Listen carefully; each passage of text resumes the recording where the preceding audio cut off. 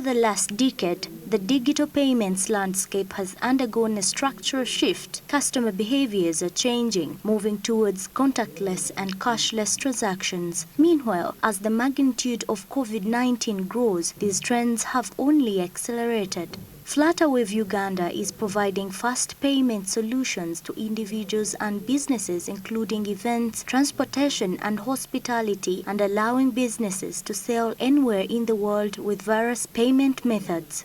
Flutterwave in Uganda is about 1 year old, 1 year and like 5 months. What we're doing today in Uganda is we're offering an opportunity for businesses to accept payments, right? Our mission here is to simplify payments for endless possibilities. And so in Uganda today, we're allowing businesses today to be able to collect payments across different platforms.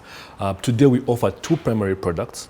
One of them is Flutterwave for Business, and that includes Flutterwave stores, where we allow businesses to be able to create stores online without needing a website, right? I think the key thing here is that innovating for Uganda, we realized that the issue was that there was a technology gap, right? And so a business owner does not know a developer, does not have the money to hire a developer. And so the stores allow them to not incur any cost initially.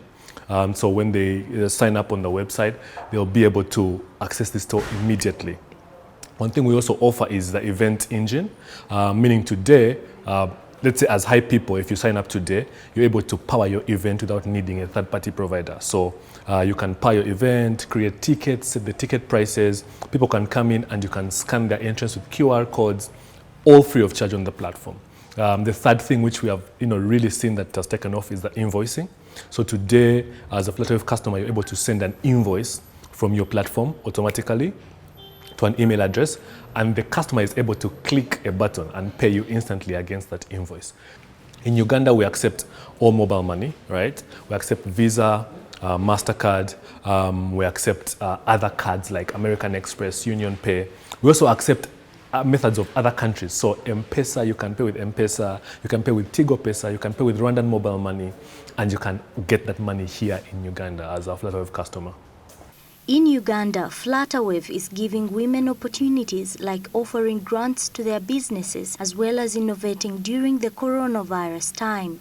When you talk about women specifically, 2 things really stand out for me. One is we as Flutterwave are giving out a grant, right, specifically for women. So what happens is, as a women-founded business, when you sign up onto Flutterwave, we monitor how you're performing. And the key top businesses, we're able to give them we're giving out up to $100,000, right? And this is grant money. So basically, we don't expect anything back. This is to show a dedication to pushing women-founded businesses. And this is, has been happening across all the countries where we're present today. And we've seen that women have been, again, more enthusiastic in opening businesses and seeing them grow. And that's why we feel like we must do something to come alongside them.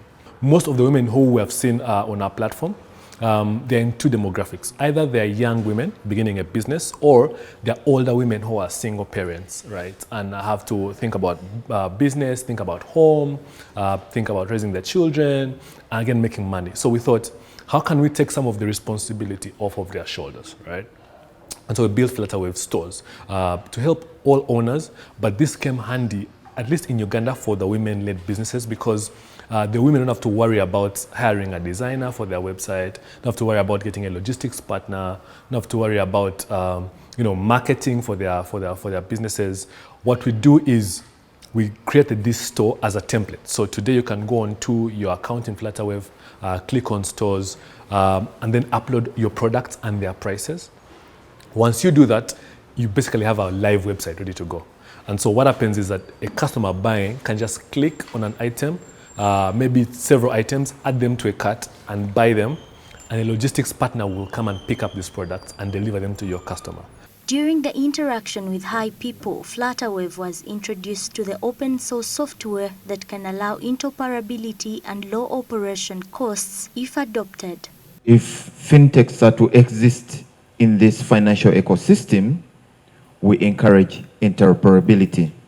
First of all, I think what High People is doing with this 40 days, 40 fintechs is really, really good because one of the things we believe as Flutterwave is synergies, right? You cannot be a lone player in this industry. That's why you find that even at Flutterwave, we power in Uganda alone, maybe 4 or 5 fintechs are powered by Flutterwave. Because we believe that we can only achieve things by working together. So we power maybe 4 or 5, we partner with another 4 or 5 to give us necessary services. And so what you're doing today is not only putting a spotlight on fintech, but also encouraging those synergies. When it comes to Moja Loop, I feel like it's a good idea. I'd actually want to explore it as well, partly as Flutterwave, to see how we can, work hand in hand. I like the fact that it's open source, so we are allowed to create, and innovate around it. And the fact that it's an African concept, right? Because the market as Africa is really full of potential, right? And the fact that Moja Loop is a community, first of all, but also across Africa, means that we can begin to think of these things as a continent and not necessarily building something for Uganda that will not work in Kenya or Rwanda.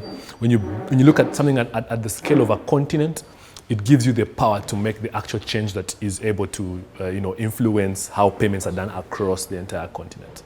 Today has been the 24th FinTech on the 24th day of the 40 Days 40 FinTechs project organized by High People. And we are thankful to God that we are moving very fast, no matter how slow we may be, but at least every day that comes by comes with a number of lessons. And it's very exciting that as we learn as the participants and the team, the world is also learning, but importantly, we are able to shine a light on those prime stories we promise to bring to the world that are transforming millions of lives using financial technology. We have had a very good discussion with Flutterwave, an organization that is operating from West Africa and in Africa. They have deployment in Uganda, and what they do is aggregation and integration.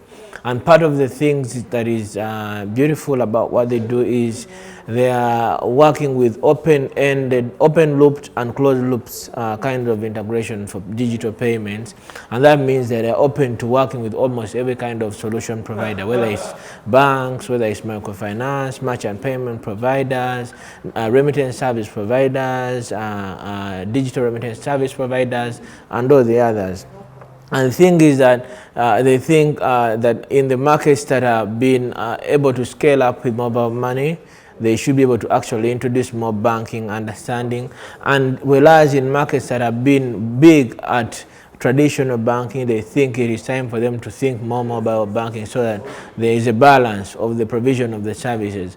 But in the end, what we want to all achieve is to ensure that there is great adoption of digital financial services. And in that, we believe that we must make use of the amazing and available emerging technologies that help us achieve interoperability much easier.